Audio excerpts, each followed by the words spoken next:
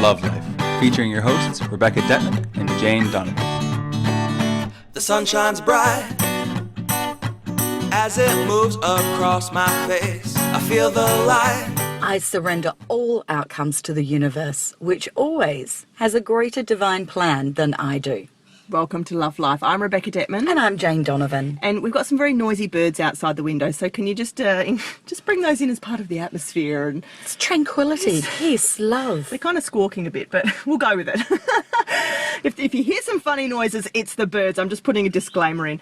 We're talking today about the Law of Attraction. Jane, I don't think, we haven't ever obviously devoted an entire show to this, just under the... No, I think we just talk about it a lot in multiple I'm thinking episodes. Of times, it may be back in the first 100 episodes that we recorded, that we did go into a bit of depth on this in parts, but we've gotten quite a deep reader's email, really wanting to understand once and for all what it means and how to apply it in a way that works. Because, of course, as we all know, the Law of Attraction became a real viral sort of a buzzword back in the day. When did The Secret come out? 10 years ago was The Secret? At least, yeah. It was quite a while ago. It was back in the, they were on the Oprah show, and it was Rhonda Byrne, who anyway came up with it. And it was sort of almost contentious back at the time, because what happened was that Rhonda and her production team filmed a lot of different gurus and speakers and spiritual experts around the world. And most of the hours of material that they recorded came from Abraham Hicks, which was Esther and Jerry Hicks, and Esther channeling the body known as Abraham. And Abraham, of course, is the first and last voice on Law of Attraction. The authority on Law of Attraction is perhaps the voice that's brought it through the clearest that I know of on this planet in terms of... Oh, you only just have to go on YouTube and listen to a 3-minute video of Abraham to understand what we're talking about. In fact, I actually do that whenever I'm in turmoil and emotions. I actually just randomly just hit YouTube and just go Esther Hicks, and then whatever comes up, I listen to. I do too, and it's an instant lift. It's like some people tap, some people listen to Abraham on YouTube. So you get the same effect. So what happened was some sort of interesting falling out, which nobody's ever really understood, went down, and I know what happened. Okay, Joan's going to tell us. It was because I got an email from Esther Hicks about it. What happened? It was along the lines of they wanted to sign contracts that were not in alignment with Abraham's beliefs of, therefore, something to do with, well, the only reason to have a contract then is if somebody does the wrong thing is that you go to court, and Abraham doesn't believe in court.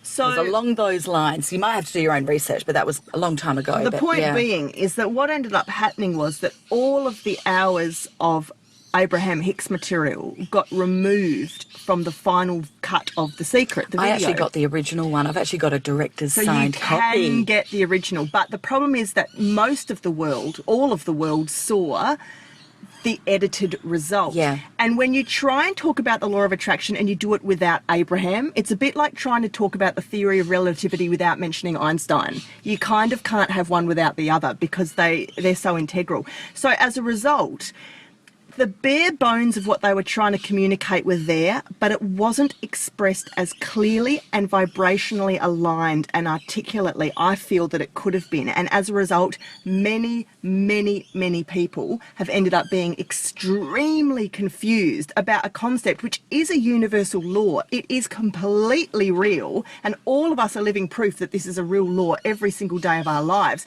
But so many people still haven't figured out how to abide, if you like, by this law, how to use this law, how to come into alignment with this law for best results. Now, Jane and I decided to do this very worthy topic today because we actually got, again, a very worthy email from a listener who has articulated this so beautifully to really sum up the confusion and the frustration I think that many people have around this topic.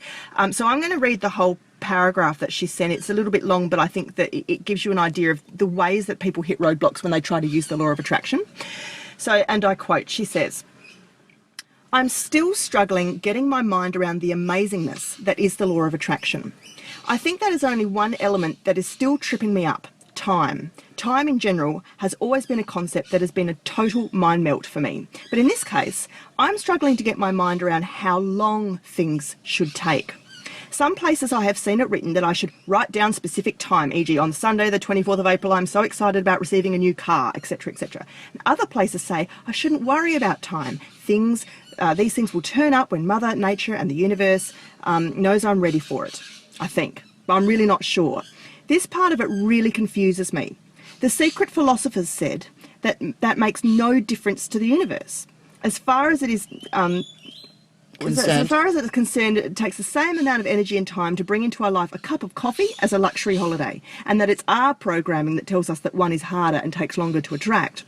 Could you please recommend a website or a podcast or a book or anything really, somewhere this element of it is explained a little more clearly? I would be so grateful. Well, we're going to do it for you, darling. I remember we actually did a show on this when we had the national radio show Soul Sisters, and we actually did it around lottery tickets.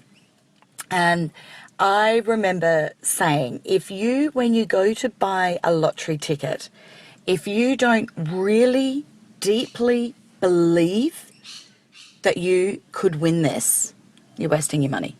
Now let's clarify that. Jane didn't say you're going to win it.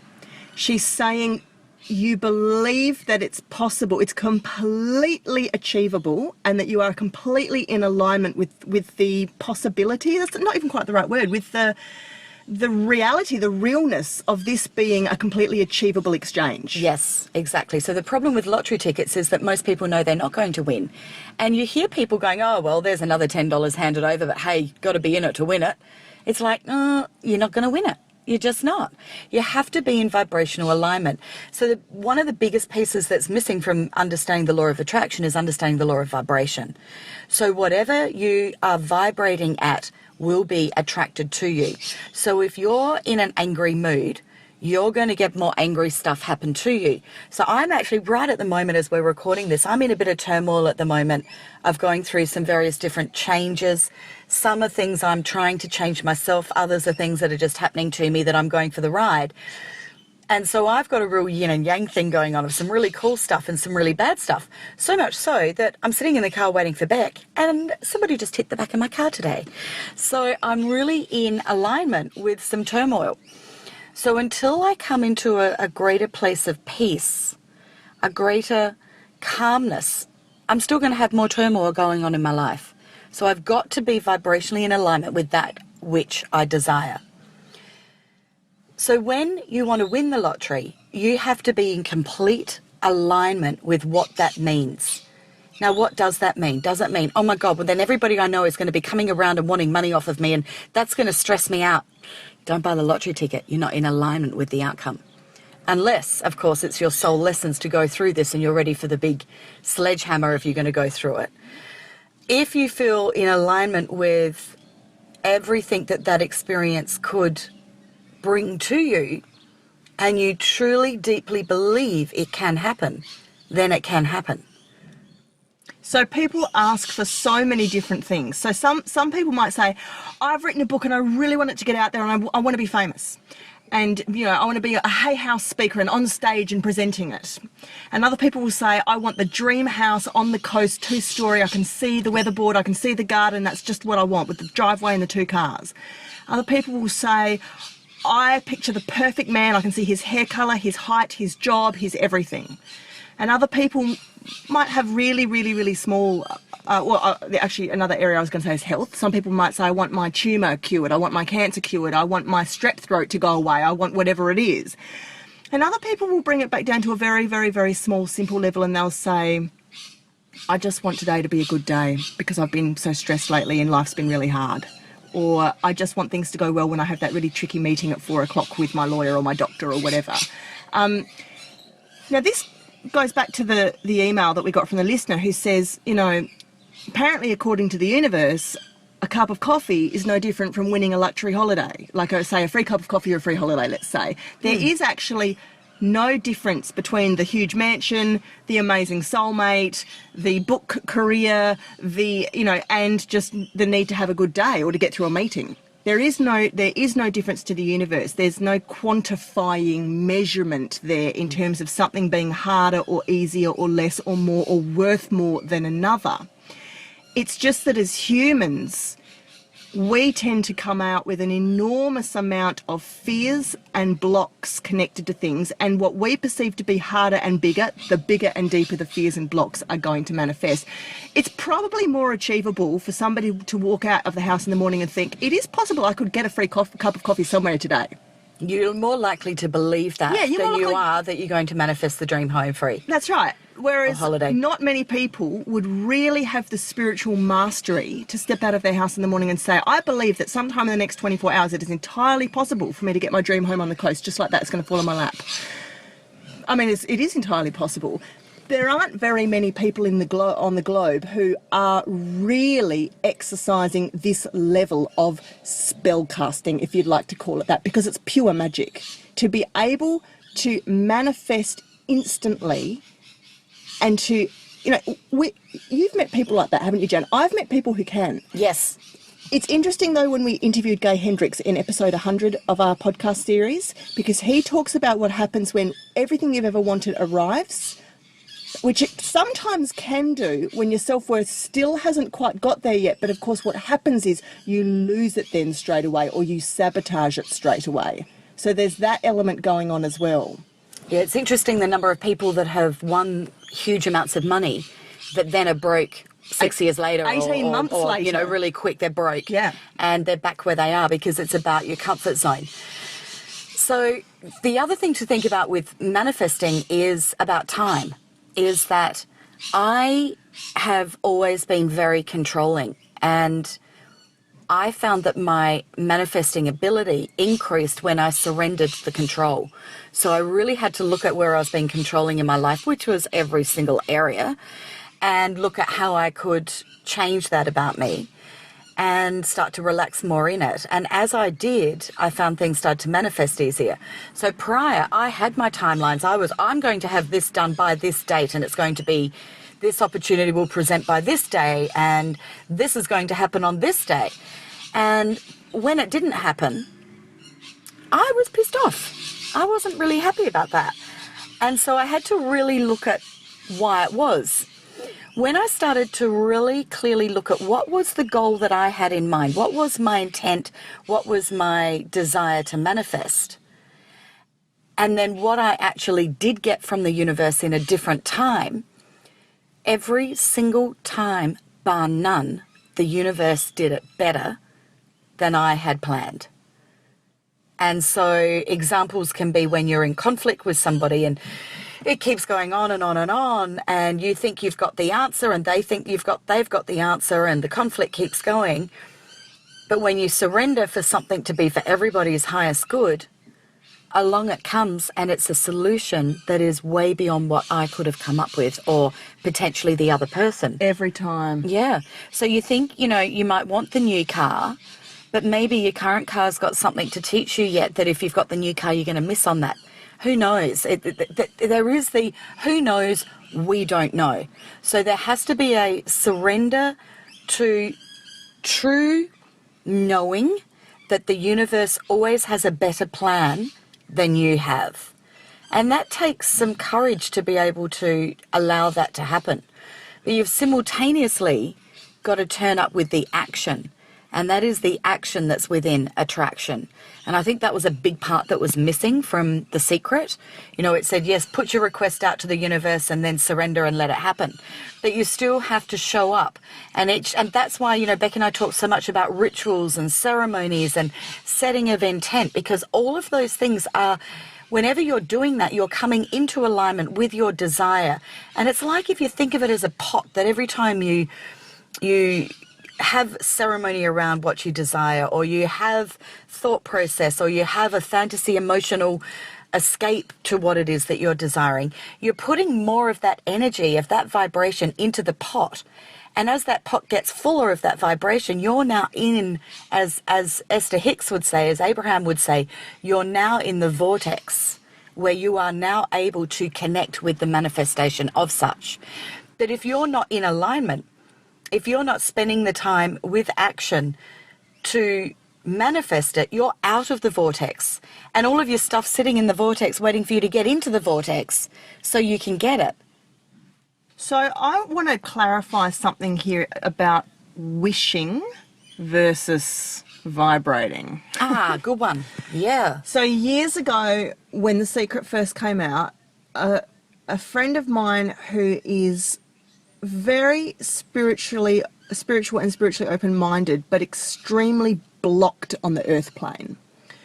I remember her saying to me with pure desperation, she said, Rebecca, I have been every single day, I have been over and over reiterating what my dream is, the suburb I'm trying to get to, the money I need to get there, like what I want in my life, just over and over. She said, I'm doing The Secret, I'm doing it.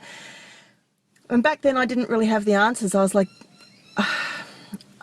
it's almost like I wanted to say, I don't think it's quite that simple, but then I thought, no, hang on, but it is, but I can't explain it to you. This is the stumbling block a lot of people have. I've asked for it. I've asked for it over and over again. I've written out the statements. I've affirmations. You're in the lack. You're in the lack. When you are pushing to desire what it is that you're wanting, it's with no appreciation for what it is you've got. It's a desperation. It's a forceful, driving, desperate, needy energy that's actually underpinning it. And so what she was actually doing, which so many people who've watched The Secret have gone off and done, is they've started to wish. So they're wishing for it. I really wish I could have that beautiful house by the coast because it'd make my life better. So wishing is a very weak substitute for actually working with vibration. And really, the more correct name for the law of attraction is, I think, should be the law of vibration. Some people also call it the law of perception, because it's all about how you filter this stuff through your own filter, through your own reality and your relationship with the information. What is your relationship with the idea of a dream house? What is your relationship with the idea of the things you think you want or need? We don't actually need anything. What we're usually looking for is emotions. We don't want a house or money or a man or sex or a career or a holiday, or we actually want an emotion that we believe that vehicle is going to come and bring to us and put inside our bodies. This is also relevant for those of you that had screwed up childhoods. You don't really need to, the forgiveness with mum and dad or to sort out the therapy of the childhood. All you're looking for is to find an emotion in your body that just comes back down to flatline neutral peace. I love that you've said this, Beck. I love it. I love you, Jane. Oh, we're having a little mutual love fest Thanks, here. Janie. I feel that what it is you're feeling is actually what you vibrate. And that, therefore, is what you attract. Correct. And I never is this truer than as a matchmaker, when you see couples that are pairing up, they will hold the same emotional state. Even when you've got the narcissist and the enabler, you've got two people with low self-worth that are actually vibrating identical, intention. However, playing out the same story. It's the shared intention. It's all about intention, isn't it? Yeah. Which is why we harp on so much about intent, prayer, ceremony, ritual, all of those things. So when you go, well, I want a new car, why? I think that's a really good point to really process. Why? What is the new car going to give you? The next question is, how will it make me feel? And if you can't get the car just yet, what else is it that you can do to get that feeling happening in your life so that you have vibrationally more of that emotion in your life, which therefore ultimately manifests the car? You then lose. You actually don't need the car. You only need to say to the universe one time in a very detached way, I would really desire and appreciate a beautiful new insert car model type colour here, and then let go and never think about it again. They've heard you. You don't need to tell them 37,000 times and write it out 100 times. They've heard you. The important work then comes in, as Jane is explaining, in the emotional game.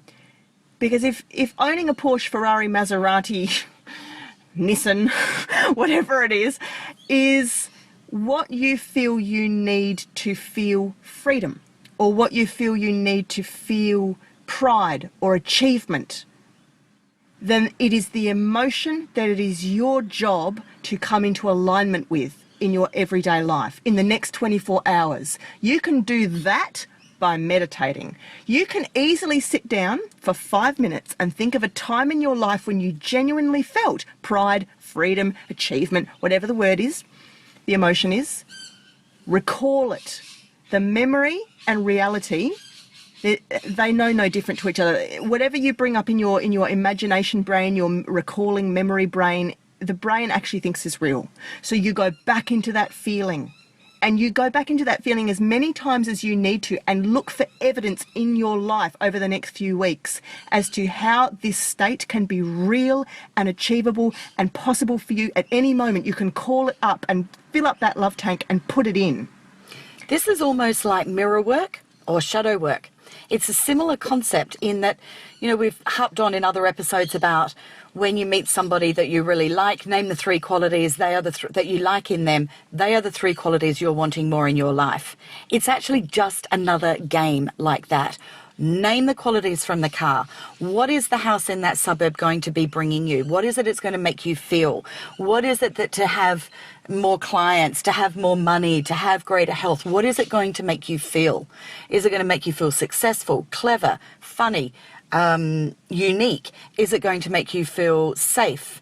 Is it going to make you feel reliable, relied upon? Is whatever it is, you got to go right through this list and get down to the core emotions and then experience those emotions with gratitude every day. So if a new success in whatever it is you manifest makes you feel successful and clever, then how is it you can have more success and clever in your life right now? What is it that you do feel successful about? Do more of that. What is it you feel clever about? Do more of that. And as you do that, you're sitting in that vibration more and more. And what are you doing now? Moving into the vortex. Because you're spending a longer vibration in alignment with what it is you want to achieve. Then what happens is that you get to a point where we'll stick with, I don't know if I've chosen good emotions here, but success and clever for whatever. We'll stick with those emotions. So the more that you're feeling success and clever, you actually find that the desire for the new home in that special suburb actually dissipates because you thought that home was going to give you that feeling, but you've actually worked out how to get that feeling in your life now. And guess what happens now? You get the house. And when you get the house, it actually doesn't bring you what you thought it was going to bring you because you've already brought it to yourself. However, you do get the house in the lovely suburb. Yeah, or the universe brings you a number of other things which end up being that divine greater plan purpose better for you than the house you thought you needed and wanted that would be perfect for you. They'll actually bring you 5 other things that are totally different but deliver a much better, more soul-fulfilling impact. And you go, yes, this is actually what I wanted. And that's why we need to be masters of speaking the language of emotions, because I've said this before in the show and I'll reiterate it here and now. If you want to talk to the universe, you want to have a conversation with them, you want to feel your angels, you want to ask them for something, what you need to do is get into vibration. You need to speak emotions and often colours, feelings. The universe doesn't necessarily communicate in English, Mandarin, Portuguese or Spanish or you know, insert any exotic language here. The universe does not necessarily communicate in, you know, angry, loud requests or forceful, driven, you know, tantrum throwing type, you know, which we've all done with the universe. Like, except that what the tantrum does do is really gets you into that truth of what you are really feeling. There's lots of stories in the Bible about key moments when figures in the Bible threw tantrums at God and basically gave ultimatums to God, like, you know, you do this and prove it to me or else I'll ... and the universe just laughs. We need to be able to hold, feel, name, identify, conjure up and process feeling and emotion. Because if you say to the universe, I want a tall man with dark hair who works in the business district and drives his car and lives in this suburb and is good to his mum and likes sport on Sundays and this, the universe says, yeah. But if you say, I really want a guy that makes me feel inspired professionally, I want a guy that makes me giggle and laugh and have lots and lots of silly fun, and I want a guy that makes me feel very emotionally safe deep down inside, and then you connect with each of those 3 feelings, the universe goes, I know what that is. We've got one of those guys over here, and one of those guys over there, and one of those guys over here, and they're everywhere. All of a sudden, they're everywhere. And now you've got clear eyes to see what it is that you're desiring, to feel what it is that you're desiring, and to experience it. You have to show up and do the action.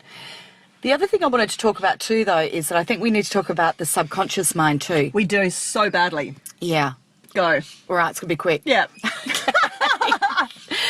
So the subconscious mind will absolutely self-sabotage in your belief, and that is where things like repetition, that is where identifying emotion is going to really help you to get into the subconscious mind, to be able to rewire it to be in alignment with what it is that you're truly desiring. When people say, Rebecca, I know what I want, every part of me is going for this thing, I've written the book, I'm ready to go, and it's still not here yet. Why? This is where people need to understand that you have two brains governing you. One is conscious, one is subconscious. Your biggest bowling balls, blocks, fears, programs, beliefs, sabotages are hidden, not necessarily always in the conscious mind, because the ones that are up there, you guys can stamp them out real quick. It's the ones that are buried that are the ones that you need to deal with to get through to the next level. And Gay Hendricks talks about that in episode 100. We talk about that in every episode. I mean, this is where I always say to my clients, this is where you need a professional emotional doctor. I'm not talking counsellors or therapists who'll talk you in circles. They can only access your conscious emotional brain. Sorry, what did I say? Conscious brain. Yeah, you're right. You need to deal with the excavators, the emotional archaeologists. They are your hypnotherapists, they are your kinesiologists, your neuro-emotional technique specialists, your lifeline practitioners. They are the people who will go straight to the unconscious and subconscious parts of the brain, not talk to you at all. They will deal with the part of you that is suppressed, buried, or deeply, deeply hidden because it believes it's protecting you by doing so, and they will pull it out, bring neutral charge, clear out blocks, etc. Darren Wiseman, who we had the pleasure of interviewing on one of the podcasts, was actually in Adelaide last week, and he's been in, I think, Sydney and Melbourne as well, certifying a heap more Lifeline practitioners. So there's actually an abundance of them that are ready to get out there and help with the subconscious mind, because most of that work is done. Yeah. His work is very much in the subconscious mind. So I think in closing of this, there is a lot of surrendering, there's a lot of doing, there's a lot of actioning. Most of all, it's feeling. What are you feeling? What do you want to feel? I surrender all outcomes to the universe, which always has a greater divine path than I do. I hope you've enjoyed this episode with our noisy bird soundtrack in the background. We should have pretended we're in some exotic location like Bali. Okay, we're in a really exotic location here in Adelaide with some very noisy wattle birds. Well, they're parrots, wattle birds, lorikeets. For those of you that are overseas, this is what we bring you, Australian native fauna. We've got some, yes, very, very noisy participants. We love it when you're noisy participants as well, and by that I mean please bombard us with your questions, your topics, your ideas, your feedback, your criticisms, your positive feedback, whatever you've got for us. We want to hear it, because our show is sculpted and moulded by your collective consciousness. That is how the Love Life Train bandwagon rolls. So to that end, you can always join the very active and chatty community on our Facebook page, which is facebook.com/Love Life Show. If you want to hear any of our last 162 episodes, the backlog library is on lovelifeshow.com, where we put up our new episode every Wednesday morning South Australia time. It's also where you can find out how to spend one-on-one time with either Jane or myself in counselling, life coaching, psychic readings, psychic emotional sort of guidance from both of us. And of course, it's also the place where you can show your appreciation or show your gratitude for the show by flicking us a couple of dollars. We've got a little support us button there up the top right corner if you feel the need to help us keep the show going with the level of quality that we strive to maintain, so that these really important messages can continue to ripple effect out, and together we as a collective consciousness and as a unity here of awakened souls on earth can continue to drive serious grassroots change, to overturn systems, to bring enlightenment, to raise consciousness, to be better parents, to be better community people, to be better people in our own hearts and minds and lives, so that you can all wake up every single morning feeling like the truest, most complete version of yourselves. And so until this time next week, Jane and I wish you a beautiful week and have fun playing with the law of attraction. life is perfect, I'm not trying, it's just happening.